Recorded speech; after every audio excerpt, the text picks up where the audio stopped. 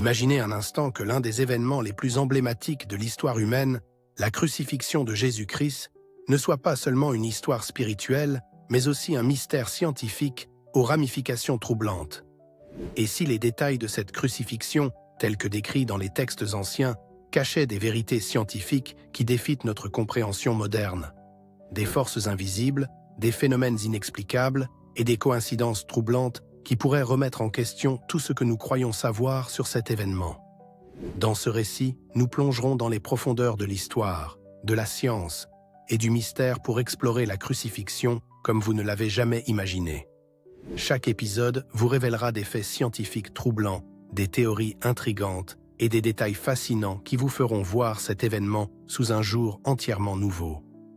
Des analyses médicales des blessures du Christ aux anomalies astronomiques qui ont marqué ce jour, en passant par les énigmes archéologiques et les récits historiques oubliés, cette série va vous captiver, vous surprendre et peut-être même vous bouleverser. Alors, préparez-vous à un voyage qui mêle science, histoire et mystère. Si vous êtes prêt à explorer les secrets les plus profonds de la crucifixion, restez avec nous jusqu'à la fin. N'oubliez pas de vous abonner à la chaîne et de liker cette vidéo pour ne manquer aucun épisode de cette série captivante. Car une fois que vous aurez commencé, vous ne voudrez plus vous arrêter. La crucifixion de Jésus-Christ est souvent décrite comme l'un des supplices les plus cruels jamais infligés à un être humain. Mais au-delà de la souffrance spirituelle et symbolique, que nous disent les textes anciens sur les blessures physiques subies par le Christ? Et que peut nous révéler la science moderne sur ces détails? La flagellation, souvent utilisée par les Romains pour affaiblir les condamnés avant la crucifixion, n'était pas une simple punition. Les fouets utilisés, appelés flagrum, étaient là conçus pour déchirer la chair. Les lanières de cuir étaient souvent munies de morceaux d'os ou de métal, destinés à infliger des blessures profondes et douloureuses. Les médecins modernes estiment que cette pratique pouvait causer une perte de sang importante, des lésions musculaires graves, et même un choc hypovolémique, une condition où le corps ne parvient plus à maintenir une pression artérielle normale en raison de la perte de sang. Mais ce n'est pas tout. Les blessures causées par la flagellation auraient également rendu la crucifixion encore plus insupportable.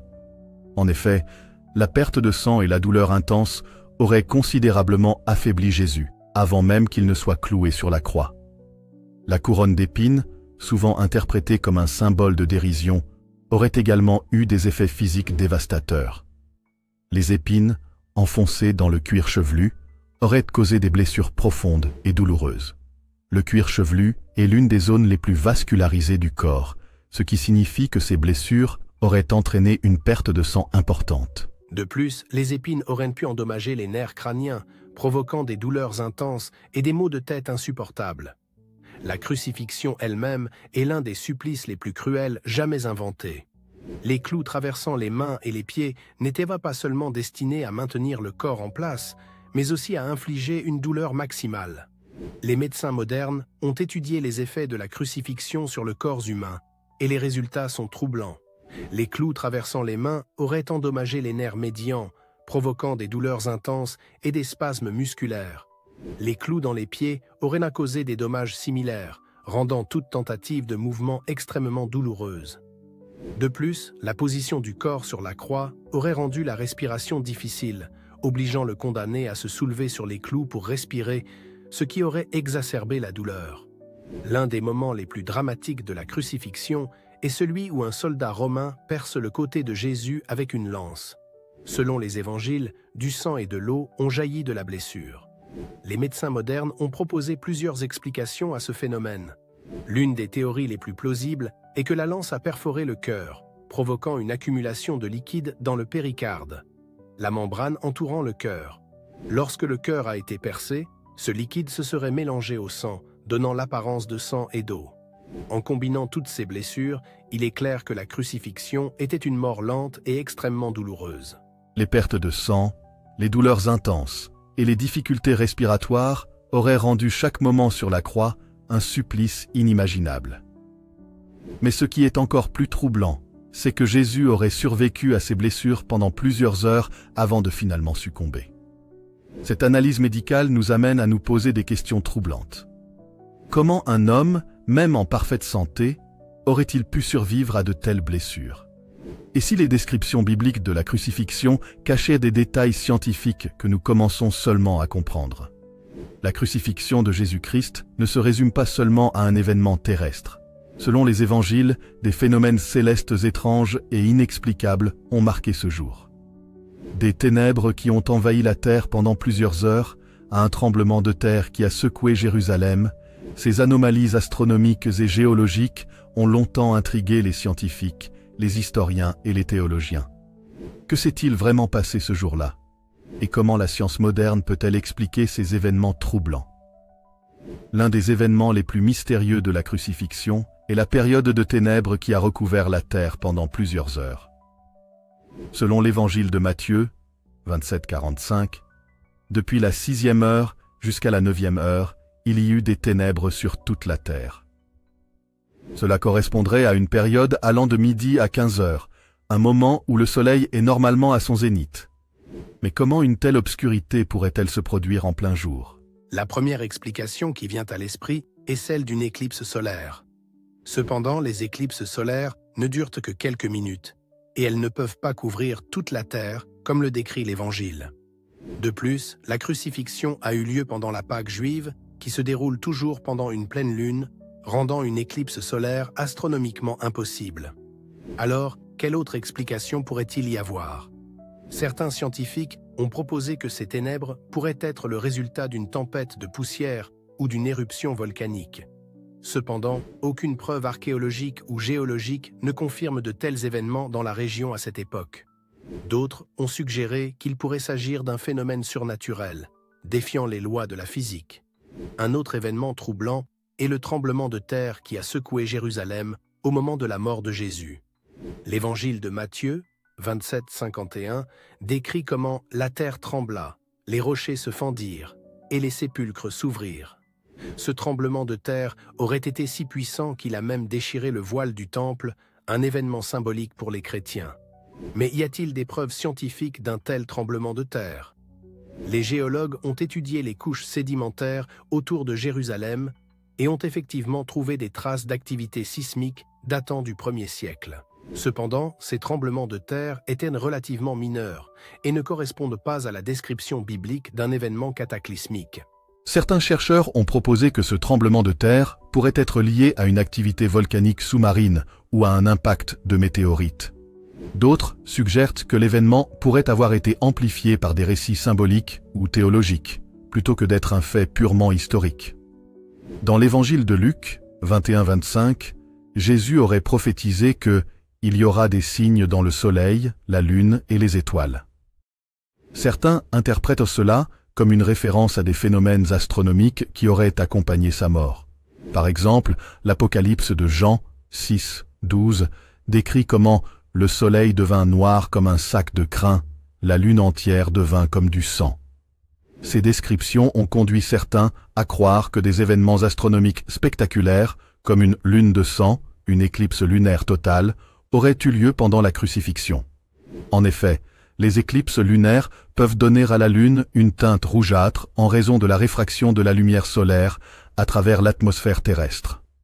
Cependant, les astronomes ont calculé qu'aucune éclipse lunaire totale n'a eu lieu autour de la date présumée de la crucifixion. Cela soulève des questions fascinantes. Ces descriptions sont-elles symboliques ou pourraient-elles faire référence à d'autres phénomènes astronomiques, comme des aurores boréales ou des tempêtes solaires? Une théorie récente propose que les anomalies célestes décrites dans les évangiles pourraient être liées à une tempête solaire ou géomagnétique. Les tempêtes solaires sont des éruptions massives de particules chargées provenant du Soleil qui peuvent perturber le champ magnétique terrestre et provoquer des aurores boréales visibles même à des latitudes inhabituelles. Si une telle tempête avait eu lieu pendant la crucifixion, elle aurait pu provoquer des perturbations atmosphériques spectaculaires, comme des lueurs rouges dans le ciel ou des interférences électromagnétiques. Cela pourrait expliquer les descriptions de la Lune devenue comme du sang et des ténèbres inhabituelles. Cependant, il n'existe aucune preuve directe d'une tempête solaire majeure à cette époque. Les scientifiques étudient les carottes de glace et les cernes des arbres pour détecter des traces d'activité solaire passée, mais les résultats restent incertains. Une autre théorie fascinante est celle d'un impact de météorite ou de comète. Si un objet céleste avait frappé la Terre ou explosé dans l'atmosphère, il aurait pu provoquer des tremblements de terre, des ténèbres et des perturbations atmosphériques. Certains chercheurs ont même suggéré que l'événement de Tunguska en 1908, une explosion massive en Sibérie causée par un météore, pourrait donner une idée de ce qui aurait pu se produire. Cependant, aucun cratère d'impact ou preuve géologique ne soutient cette théorie pour la période de la crucifixion. De plus, un tel événement aurait laissé des traces dans les récits historiques d'autres cultures, ce qui n'est pas le cas. En fin de compte, les anomalies astronomiques décrites pendant la crucifixion restent un mystère. Les explications scientifiques, bien que fascinantes, ne parviennent pas à fournir une réponse définitive. Cela nous amène à nous poser une question troublante. Ces événements étaient-ils purement naturels, ou y avait-il une dimension surnaturelle qui défie notre compréhension? L'un des artefacts les plus célèbres et controversés liés à la crucifixion est le suaire de Turin. Ce linge, qui porterait l'image d'un homme crucifié, a été vénéré pendant des siècles comme le linceul ayant enveloppé le corps de Jésus. Mais est-il authentique?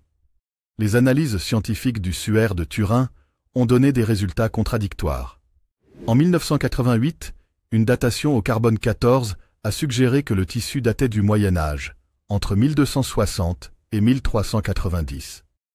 Cependant, cette conclusion a été remise en question par d'autres chercheurs, qui ont souligné des anomalies dans l'échantillonnage et la possibilité que le tissu ait été contaminé ou réparé au fil des siècles. D'autres études ont révélé des détails intrigants. L'image sur le suaire montre des blessures correspondant aux descriptions bibliques de la crucifixion, y compris des marques de flagellation, une couronne d'épines et une blessure au côté.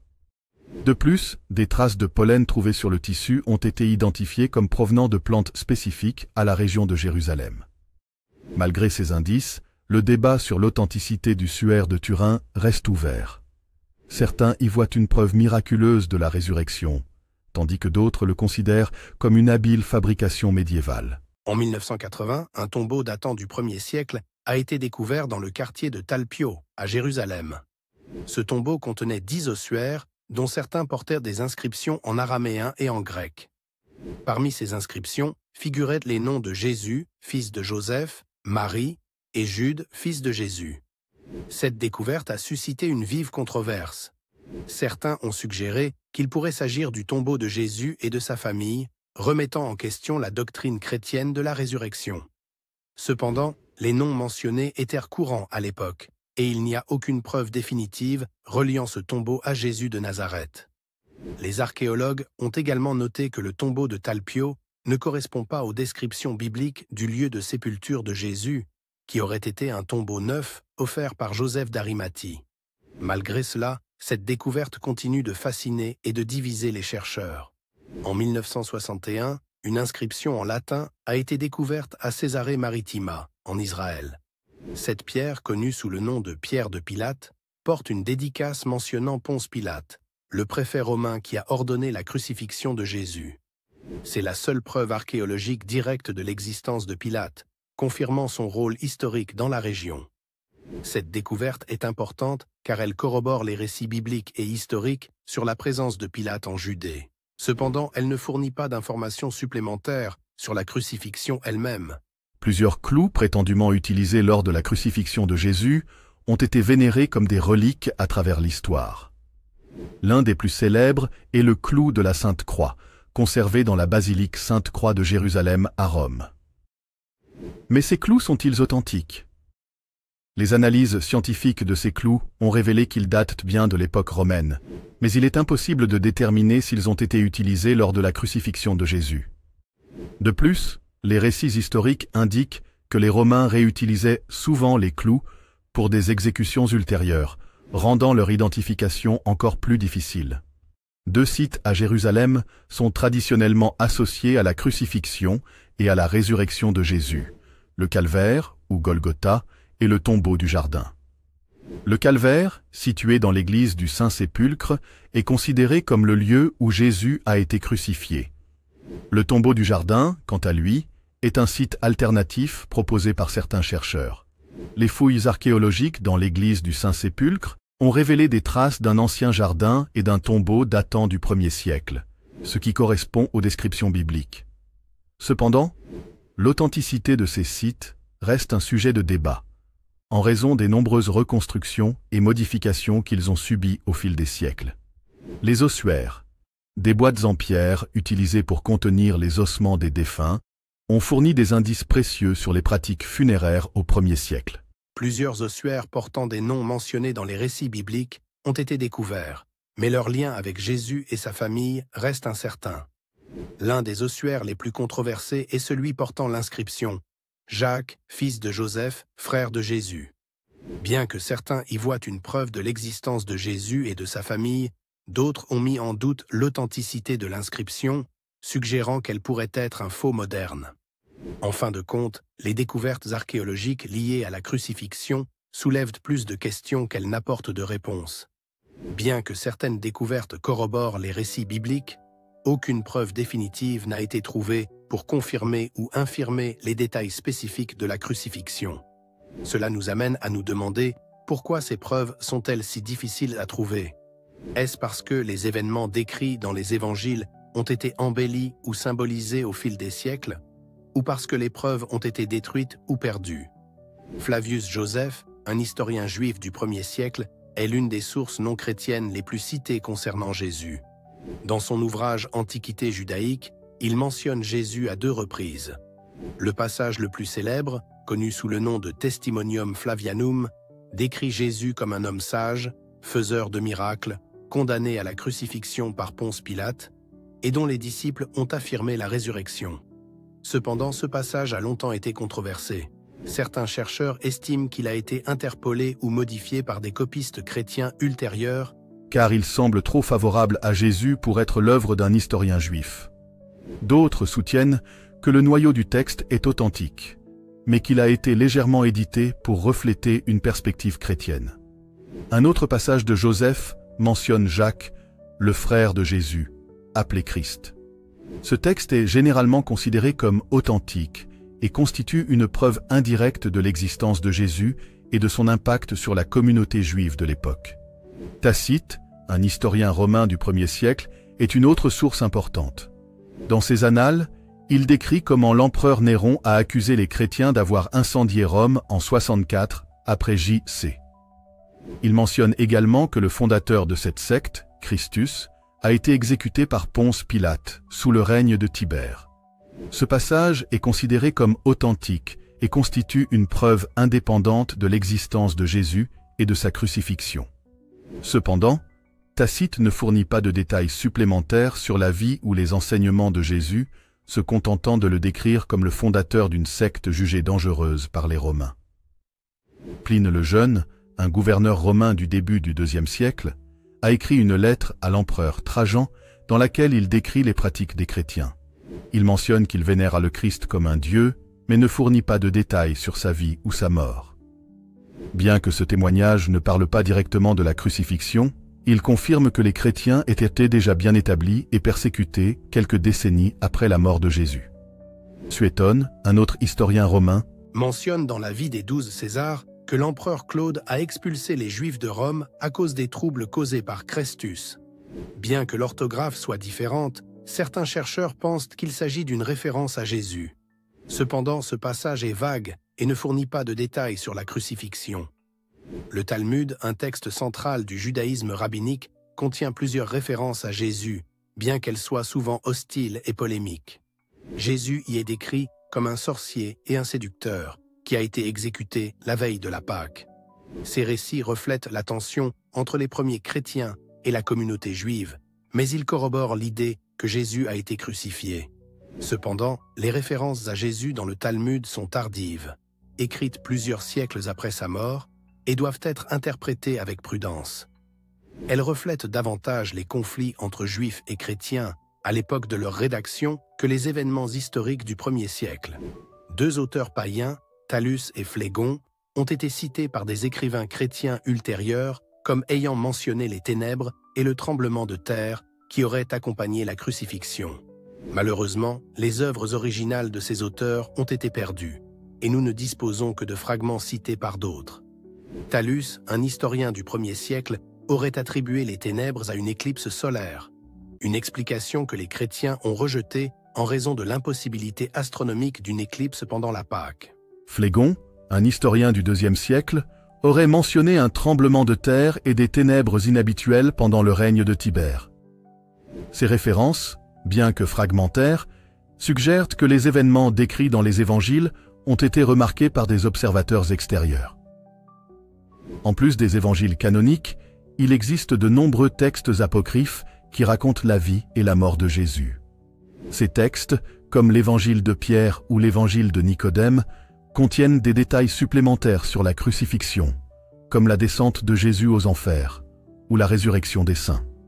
Cependant, ces récits sont souvent considérés comme légendaires ou théologiques plutôt qu'historiques. Ils reflètent les croyances et les spéculations des premières communautés chrétiennes, mais ne fournissent pas de preuves fiables sur les événements réels. L'une des questions les plus troublantes est le silence relatif des sources historiques sur Jésus et la crucifixion. Pourquoi un événement aussi significatif n'a-t-il pas laissé plus de traces dans les écrits de l'époque? Plusieurs explications ont été proposées. Tout d'abord, Jésus était un prédicateur marginal dans une province éloignée de l'Empire romain, et sa crucifixion n'a peut-être pas semblé importante aux yeux des historiens de l'époque. De plus, les premiers chrétiens étaient une secte minoritaire et persécutée, dont les récits n'ont été largement diffusés que plus tard. Enfin, il est possible que certains témoignages aient été perdus ou détruits au fil des siècles, ne laissant que des fragments et des allusions. En fin de compte, les récits historiques sur la crucifixion forment une mosaïque complexe et parfois contradictoire. Bien que les sources non chrétiennes corroborent certains aspects des évangiles, comme l'existence de Jésus et sa crucifixion sous Ponce Pilate, elles ne fournissent pas de détails supplémentaires sur les événements spécifiques. Cela nous amène à nous demander comment pouvons-nous reconstituer la vérité historique à partir de ces fragments, et que nous disent ces récits sur la manière dont la crucifixion a été perçue par les contemporains de Jésus. La crucifixion de Jésus-Christ n'est pas seulement un événement historique. C'est aussi un événement théologique profondément symbolique qui a façonné la pensée chrétienne pendant 2 millénaires. Mais que signifie vraiment la crucifixion? Pourquoi cet acte de souffrance et de sacrifice occupe-t-il une place centrale dans la foi chrétienne? Et comment les théologiens, les artistes et les mystiques ont-ils interprété cet événement à travers les siècles? Au cœur de la théologie chrétienne se trouve la doctrine de la rédemption, qui enseigne que la mort de Jésus sur la croix a racheté l'humanité du péché et de la mort. Cette idée, basée sur des passages bibliques comme Romains 3, 25, Dieu l'a destiné à être une victime propitiatoire par son sang, et Hébreux 9, 22, sans effusion de sang, il n'y a pas de pardon, a été développée par les pères de l'Église et les théologiens médiévaux. Selon cette doctrine, Jésus, en tant que Fils de Dieu, a pris sur lui les péchés du monde et a subi la punition que méritait l'humanité. Sa mort sur la croix est donc à la fois un acte d'amour incommensurable et une victoire sur le mal et la mort. Cependant, cette interprétation a suscité des débats théologiques intenses. Pourquoi un Dieu d'amour exigerait-il un sacrifice sanglant pour pardonner les péchés? Et comment la mort d'un seul homme peut-elle racheter toute l'humanité? Ces questions continuent de nourrir la réflexion théologique aujourd'hui. Luther, le réformateur protestant du XVIe siècle, a développé une théologie de la croix qui met l'accent sur la paradoxale puissance de la faiblesse. Pour Luther, la croix révèle que Dieu agit de manière cachée et paradoxale. C'est dans la souffrance et l'humiliation de Jésus que se manifeste la véritable puissance divine. Cette perspective a profondément influencé la pensée chrétienne en soulignant que la foi ne consiste pas à rechercher la gloire ou le succès, mais à reconnaître la présence de Dieu dans les épreuves et les souffrances de la vie. La crucifixion a été l'un des thèmes les plus représentés dans l'art chrétien, depuis les premières icônes byzantines jusqu'aux œuvres modernes.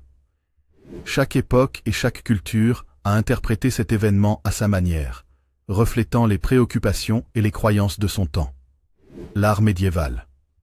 Les représentations médiévales de la crucifixion mettent souvent l'accent sur la souffrance de Jésus, avec des détails réalistes et poignants. Ces œuvres visaient à susciter une émotion intense chez les fidèles, en les invitant à méditer sur le sacrifice de Jésus. La Renaissance, les artistes de la Renaissance, comme Michel-Ange et Léonard de Vinci, ont cherché à représenter la crucifixion avec une beauté et une harmonie classique. Leurs œuvres reflètent une fascination pour l'anatomie humaine et une recherche de perfection formelle. L'art moderne. Au XXe siècle, des artistes comme Marc Chagall et Salvador Dali ont réinterprété la crucifixion à travers le prisme de l'expérience moderne. Leurs œuvres explorent des thèmes comme la souffrance universelle, la rédemption et la quête de sens dans un monde déchiré. Pour les mystiques chrétiens, la crucifixion n'est pas seulement un événement historique ou un symbole théologique, c'est une expérience spirituelle profonde. Des figures comme saint François d'Assise, sainte Thérèse d'Avila et saint Jean de la Croix ont décrit des visions et des extases dans lesquelles ils ont vécu la souffrance de Jésus comme une participation à son amour rédempteur. Ces expériences mystiques soulignent l'idée que la croix est un mystère qui ne peut être pleinement compris par la raison, mais seulement vécu dans la prière et la contemplation. La crucifixion a également été au centre de controverses théologiques majeures. Par exemple, la question de savoir si la mort de Jésus était nécessaire pour le pardon des péchés a divisé les théologiens. Certains, comme saint Anselme, ont soutenu que seul un sacrifice divin pouvait satisfaire la justice de Dieu. D'autres, comme Pierre Abélard, ont argué que la mort de Jésus était avant tout une démonstration d'amour, destinée à inspirer les humains à vivre selon les enseignements de Jésus. Ces débats reflètent la complexité et la richesse de la théologie chrétienne, qui continue d'explorer les multiples dimensions de la crucifixion. La crucifixion n'est pas uniquement un événement chrétien, elle a également été interprétée et réinterprétée dans d'autres traditions religieuses. Par exemple, dans l'islam, Jésus, appelé Isa, est considéré comme un prophète important, mais sa crucifixion est niée. Le Coran enseigne que Jésus n'a pas été crucifié, mais que Dieu l'a élevé au ciel et a fait croire à ses ennemis qu'il l'avait tué. Dans le judaïsme, la crucifixion est souvent vue comme un événement tragique, mais sans signification salvifique. Pour les Juifs, la rédemption vient de l'observance de la Torah et de la venue du Messie, et non de la mort de Jésus. Ces perspectives différentes soulignent la manière dont la crucifixion a été interprétée de manière diverse à travers les cultures et les religions. Aujourd'hui, la crucifixion reste un symbole puissant et universel qui transcende les frontières religieuses et culturelles. Pour certains, elle représente le sacrifice ultime et l'amour inconditionnel de Dieu. Pour d'autres, elle est un rappel de la souffrance humaine et de la nécessité de lutter contre l'injustice et l'oppression. Dans un monde marqué par la violence et la division, la crucifixion continue d'inspirer des réflexions profondes sur le sens de la vie, de la mort et de l'espoir. En fin de compte, la crucifixion reste un mystère qui défie toute explication définitive. Que l'on y voit un événement historique, un symbole théologique ou une expérience spirituelle, elle continue de susciter des questions profondes et de nourrir la foi de millions de personnes à travers le monde. Dans un monde marqué par la violence et la division, la crucifixion continue d'inspirer des réflexions profondes sur le sens de la vie, de la mort et de l'espoir. En fin de compte, la crucifixion reste un mystère qui défie toute explication définitive. Que l'on y voit un événement historique, un symbole théologique ou une expérience spirituelle, elle continue de susciter des questions profondes et de nourrir la foi de millions de personnes à travers le monde. La crucifixion de Jésus-Christ a été décrite de nombreuses fois dans les évangiles et analysée sous l'angle théologique, symbolique et historique. Mais qu'en est-il des aspects scientifiques de cet événement hors du commun? Nous allons explorer les éléments troublants et fascinants que les avancées scientifiques ont permis de découvrir. Loin de remettre en cause la foi, ces éclairages permettent de mieux comprendre l'ampleur du sacrifice de Jésus et les souffrances physiques qu'il a endurées. Les crucifixions étaient une forme d'exécution brutale et humiliante pratiquée par les Romains. L'analyse scientifique de cette pratique révèle une véritable torture physique. En croisant les données historiques et les études médicales, voici ce que l'on peut déduire. La flagellation. Avant la crucifixion, Jésus a été flagellé. Ce supplice causait des lacérations profondes sur la peau et les muscles, pouvant provoquer une perte de sang significative. La pose sur la croix, les clous étaient souvent placés dans les poignets et non dans les paumes comme souvent représenté pour supporter le poids du corps. Les pieds étaient soit cloués ensemble, soit placés l'un au-dessus de l'autre. L'asphyxie progressive, La position sur la croix rendait la respiration extrêmement difficile. Les condamnés devaient de pousser sur leurs pieds cloués pour inhaler, provoquant une douleur insupportable. Ces éléments permettent de mieux saisir l'intensité des souffrances subies. Dans l'Évangile selon Jean, il est rapporté qu'un soldat romain a percé le côté de Jésus avec une lance et qu'il en est sorti du sang et de l'eau. Jean 19, 34. Ce détail a intrigué les théologiens et les scientifiques pendant des siècles. Les experts médicaux expliquent que cette description est compatible avec une effusion péricardique, accumulation de liquide autour du cœur, causée par une agonie prolongée. Le sang représenterait le contenu des cavités cardiaques, tandis que le O correspondrait au liquide séreux. Le suaire de Turin est sans doute l'artefact le plus célèbre lié à la crucifixion. Ce linceul porte l'empreinte frontale et dorsale d'un homme présentant des marques de crucifixion. Les analyses scientifiques, des examens avancés, dont des tests de datation au carbone 14, ont suscité des controverses sur l'authenticité du suaire. Les traces de sang. Les études montrent des traces de blessures compatibles avec la flagellation et la crucifixion telles que décrites dans les évangiles. Un mystère persistant. Malgré les avancées technologiques, personne n'a pu expliquer comment l'image de l'homme s'est formée sur le tissu. Les évangiles rapportent qu'à la mort de Jésus, il y eut des ténèbres sur toute la terre et un tremblement de terre. Ces phénomènes naturels ont intrigué les historiens et les scientifiques. Les hypothèses astronomiques. Certains chercheurs suggèrent une éclipse solaire partielle, bien que cette explication soit discutée en raison des cycles astronomiques. Les preuves géologiques. Des études menées à proximité de Jérusalem montrent des signes d'activité sismique correspondant à la période supposée de la crucifixion. Ces éléments renforcent l'idée que la mort de Jésus a été accompagnée de manifestations naturelles étranges. Au-delà des faits scientifiques, la crucifixion reste un événement au pouvoir spirituel immense. Les souffrances physiques de Jésus mettent en lumière l'amour inconditionnel de Dieu pour l'humanité. Le fait que cet événement continue d'intriguer les scientifiques aujourd'hui montre qu'il transcende le temps et l'espace, touchant à la fois le cœur et l'esprit. La science ne cherche pas à contredire la foi, mais plutôt à apporter des éclairages nouveaux sur les mystères de l'histoire sacrée. La crucifixion de Jésus-Christ demeure un événement central, riche en significations multiples, à la fois spirituelles et scientifiques. La crucifixion de Jésus-Christ, cet événement à la fois mystérieux et bouleversant, transcende les siècles et continue de nourrir des réflexions profondes, qu'elles soient de spirituelles, théologiques ou scientifiques. Ce voyage à travers les interprétations, les faits historiques et les troublantes découvertes scientifiques nous rappelle que certains mystères de la foi ne peuvent être totalement déchiffrés, mais ils nous invitent à chercher sans cesse la vérité. Nous tenons à vous remercier chaleureusement pour avoir suivi cette exploration jusqu'à la fin. Si ce récit vous a intrigué, inspiré ou simplement poussé à réfléchir différemment, n'hésitez pas à partager votre ressenti dans les commentaires. Votre engagement et vos contributions enrichissent chaque discussion. Si ce contenu vous a plu, pensez à laisser un j'aime et à vous abonner pour ne pas manquer nos prochaines vidéos d'exploration sur les thèmes historiques et spirituels. Ensemble, continuons à découvrir, apprendre et questionner ce qui façonne notre monde et nos croyances. Merci encore pour votre présence et à très bientôt pour de nouvelles découvertes passionnantes.